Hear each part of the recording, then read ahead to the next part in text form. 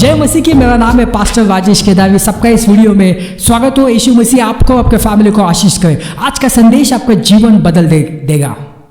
भाइयों बहनों, यदि आपको लगता है कि आपने बहुत गंदे पाप किए, इतने घिनौने पाप किए कि वो पाप किसी को बता भी नहीं सकते, और इसलिए जो है आप आज मायूस है, और आपको लगता है कि परमेश्वर आपके पाप की माफी नहीं देगा। आपने बहुत सारे गलत संबंध रखे, शादीशुदा होने के बावजूद भी आपने दूसरे पुरुष और दूसरे स्त्री के साथ अपने संबंध रखा है। आप वेश्याओं के पास चले गए हैं, आपने गंदी गंदी चीजें आप देख रहे हैं, और आपको लगता है कि परमेश्वर जो है, परमेश्वर मुझे कभी माफी नहीं देगा। हो सकता है कि आप पहले यीशु मसीह के लिए पहले आप सब कुछ करते थे, आप प्रार्थना करते थे, आप उपवास करते थे, आप चर्च के लीडर थे, आप ये करते थे, वो करते थे, मगर आप बहुत बड़े पाप में गिर गए, और आपको लगता है कि अभी मुझे माफ़ी नहीं मिलने वाली है। इस वजह आप मायूस है, और आप जो है आपने यीशु मसीह को छोड़ दिया। आज बहुत सारे मसीह जो है उन्होंने यीशु मसीह को छोड़ दिया। उनको लगता है कि यीशु मसीह उनके पाप माफ नहीं करने वाले हैं। तो भाई बहनों, आज का संदेश आप सुनना, आपका जीवन बदल देगा। परमेश्वर हमसे बहुत प्यार करता है भाइयों बहनों। उसके समझने के लिए आपको बाइबल पढ़ना पड़ेगा,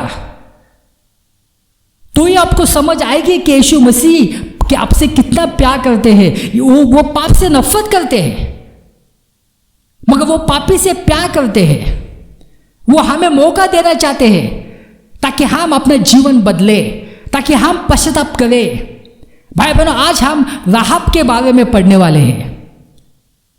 ये कौन थी? राहाब एक वेश्या थी, मगर परमेश्वर ने उसके जीवन को बदल दिया।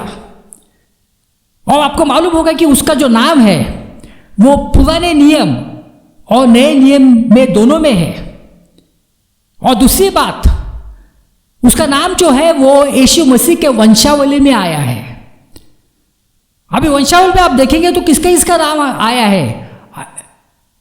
अब्राहम का, जोसेफ का, नूह का, ऐसे जो बहुत बड़े बड़े जो महापुरुष थे उनका नाम आया है। मगर वहां पे ये जो है ये पापनी स्त्री का नाम आया है जो वेश्या थी। वहां पे राहाब का नाम आया है। भाइयों बहनों, ये है यीशु मसीह का अनुग्रह जो किसी को भी बदल सकता है। राहाब जो है वो एक शर्म का जीवन जीती होगी, उसका परिवार जो है वो शर्म का जीवन जीता होगा, मगर परमेश्वर ने उसको बदल दिया, शर्मिंदगी निकाल दी उसके जीवन से, और उसके जीवन में जो है वो सम्मान लाया, और उसके परिवार के लोगों के जीवन को भी सम्मानित किया। नहीं तो आपको मालूम है कि लोग कैसे वेश्याओं को देखते हैं और कैसे उनके परिवार को देखते हैं, बुरी नजर से देखते हैं, मगर परमेश्वर ने उसके जीवन को बदल दिया। यह है यीशु मसीह का अनुग्रह।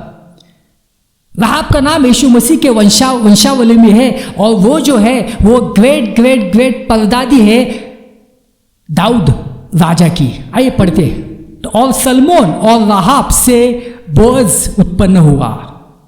राहाब देखो ये नाम आया है। और बोअज और रुत से ओबेद उत्पन्न हुआ, और ओबेद से ईशे उत्पन्न हुआ, और ईशे से दाऊद राजा उत्पन्न होगा। और जैसे आप आगे जाएंगे तो ये वंशावली जो है ये यूसुफ तक और मरियम तक जाती है। कितना महान सम्मान। तो ये जो राहाब थी ये कोई यहूदी नहीं थी, वो गैर यहूदी थी, और वो यहूदियों में रहती थी, गांव से एकदम बाहर। भाई बहन, ऐसा क्या हुआ कि राहाब का जीवन बदल गया? जब हम पढ़ेंगे तो 3 चीजों से उसका जीवन बदल गया।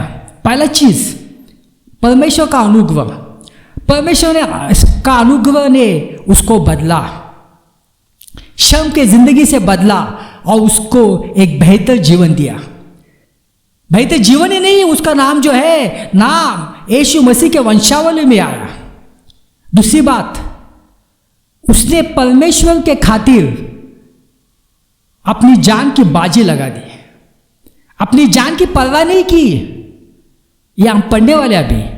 और तीसरी बात, जैसे मैंने कहा कि वो गैर यहूदी थी, मगर तो भी वो परमेश्वर के बारे में जानती थी और उसके ऊपर विश्वास रखती थी। हालेलुया, परमेश्वर ने उसके जीवन को बदल दिया। आइए अभी हम पढ़ते हैं। भाइयों बहनों, एक बात मैं आपको बताना चाहता हूं कि मसीह जीवन कैसे शुरू करते ये महत्वपूर्ण नहीं है, मगर कैसे आप मसीह जीवन को खत्म करते ये महत्वपूर्ण है। जैसे कि आपको मालूम है, यहूदा जो है वो उसने शुरुआत बहुत अच्छी की। वो तो यीशु मसीह के साथ था, यीशु मसीह का चेला था और यीशु मसीह ने उसको बहुत बढ़िया जिम्मेदारी भी दी थी। यीशु मसीह का वो जो है वो बातें सुनता था, जो यीशु मसीह ने चमत्कार किए उसको देखता था। शुरुआत तो बहुत अच्छी की, मगर उसने अपने जीवन को सही रीति से खत्म नहीं किया। उसने यीशु मसीह के खिलाफ बगावत की पैसों के खातिर। इससे क्या हुआ, उसने खुदकुशी की और अभी यहूदा जो है वो नरक की आग में वो तड़पता होगा। शुरुआत अच्छी की, मगर उसने अपना जीवन सही रीति से खत्म नहीं किया। अभी ये जो स्त्री थी, शुरुआत अच्छी नहीं थी। वो तो एक वेश्या थी, उसका बिजनेस था, बहुत सारे लोग उसके घर में आते थे, मगर उसने अपने जीवन का जो अंत है उसने सही रीति से किया, इसलिए उसको सम्मान मिला। हालेलुया।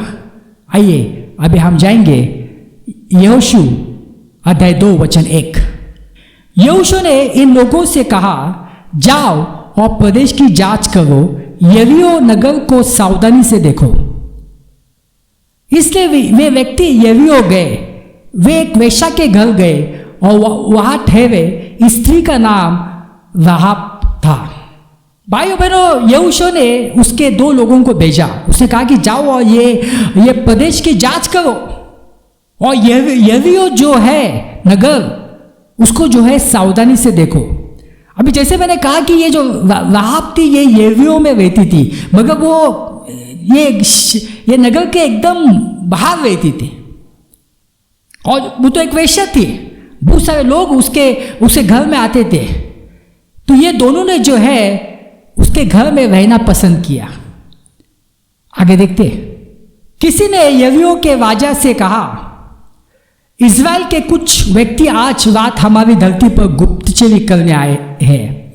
इसलिए यरीहो के राजा ने राहाब के यहाँ खबर भेजी, उन व्यक्तियों को छिपाओ नहीं जो आकर तुम्हारे घर में ठहरे।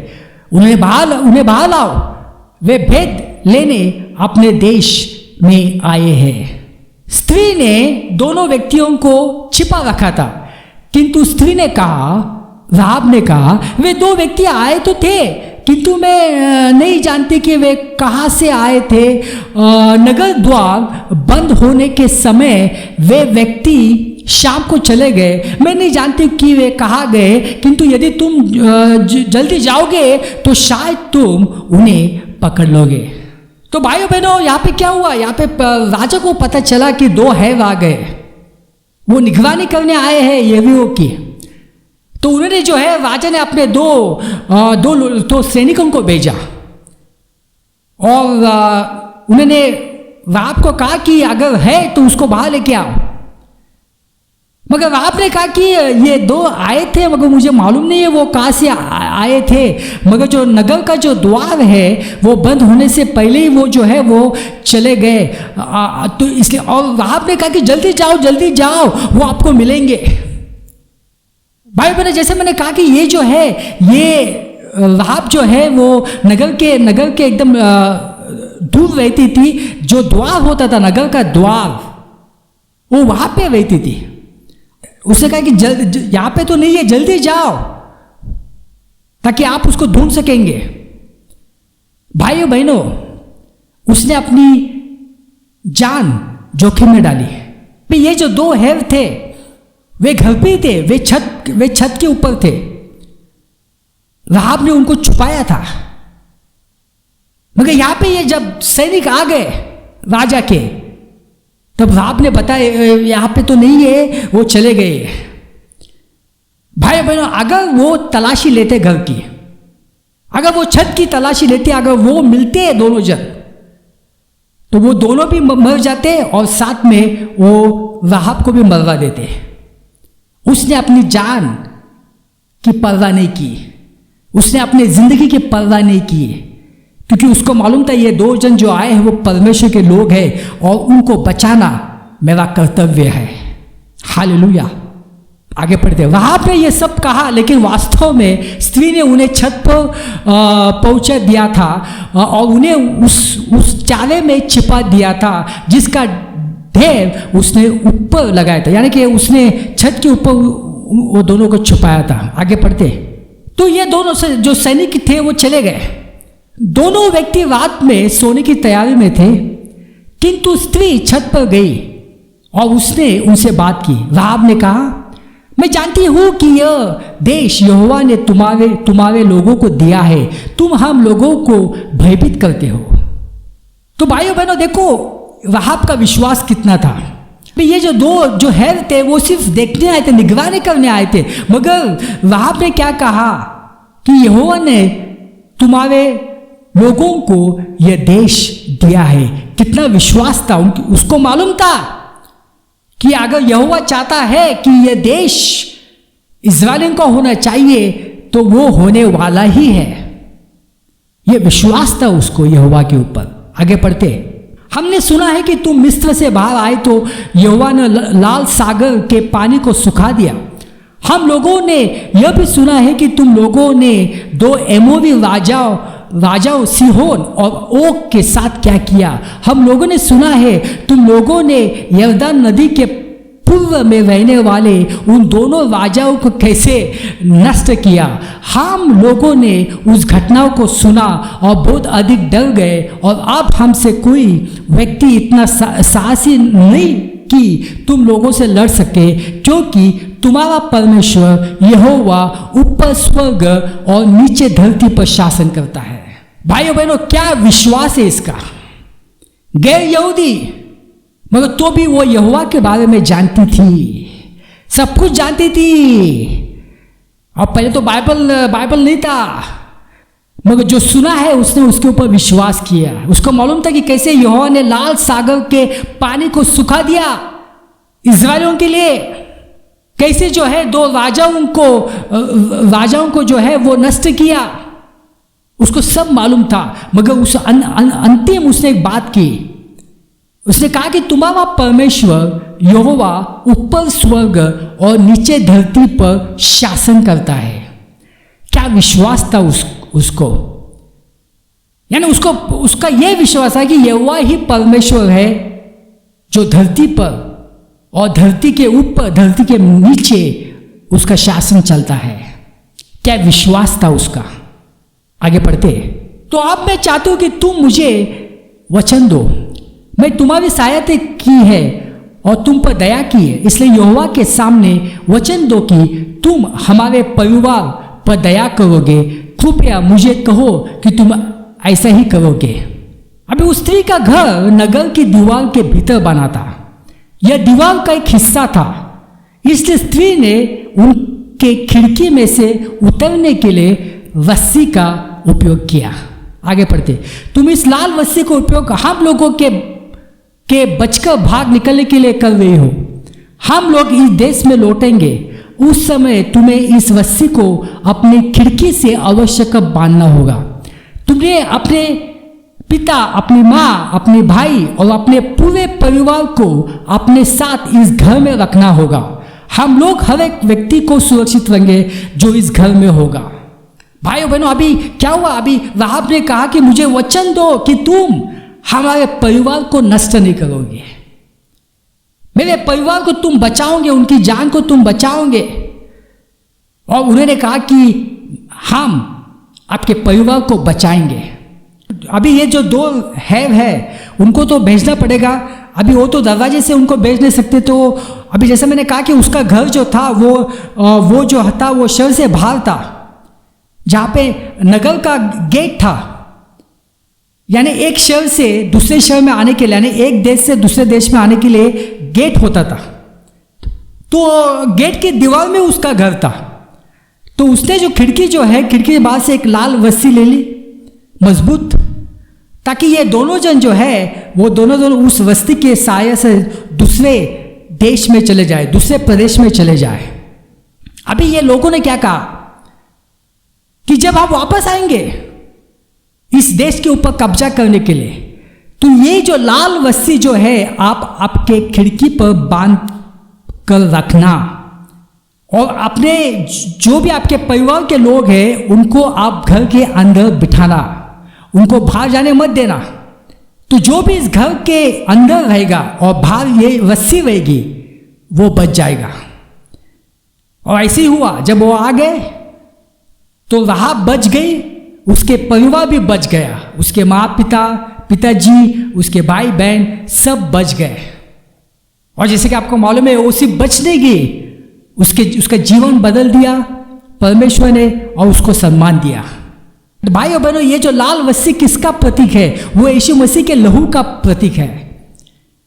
जब आप यीशु मसीह का लहू अपने घर के ऊपर लगाते हो, कोई भी शैतानी ताकत आपके घर में नहीं आ सकती, कोई भी जादू टोने का असर आपके घर में नहीं कर सकता, कोई भी दुष्टात्मा आपके घर नहीं आ सकते। जब आप यीशु मसीह का लहू लगाएंगे, जब आप यीशु मसीह का लहू खुद के ऊपर लगाएंगे, आपके शरीर के ऊपर लगाएंगे, कोई बीमारी आपको छू नहीं सकती है। भाइयों बहनों, बहुत सारे मसीह इसके ऊपर विश्वास नहीं करते। हम खुद को बचाने के लिए, घर को बचाने के लिए बहुत सारी चीज़ें करते हैं, सीसीटीवी लगाते हैं, वो लगाते, ये लगाते, मगर हम यीशु मसीह के लहू को नहीं लगाते, क्योंकि हमको यीशु मसीह के लहू के ऊपर विश्वास नहीं है। जब आप घर के ऊपर यीशु मसीह का लहू लगाएंगे, दरवाजे के ऊपर, और जब आपके ऊपर, आपके परिवार के ऊपर यीशु मसीह का लहू रहेगा, तो शैतान नहीं आ सकता, बिकॉज शैतान यीशु मसीह के लहू से डरता है, वो नहीं आ सकता। आपकी जान बच जाएगी, आपके परिवार के लोगों की जान बच जाएगी। वैसे हुआ, राहाब की जान बच गई, वो उसके परिवार के लोगों की जान बच गई। हालेलुया, क्योंकि उसने जो है वो लाल रस्सी वहां पे लगाई, जो कि यीशु मसीह के लहू का प्रतीक है। कितना सम्मान इस स्त्री को मिला। वेश्या थी, मगर उसके जीवन को बदल दिया, क्योंकि उसने परमेश्वर के ऊपर विश्वास किया।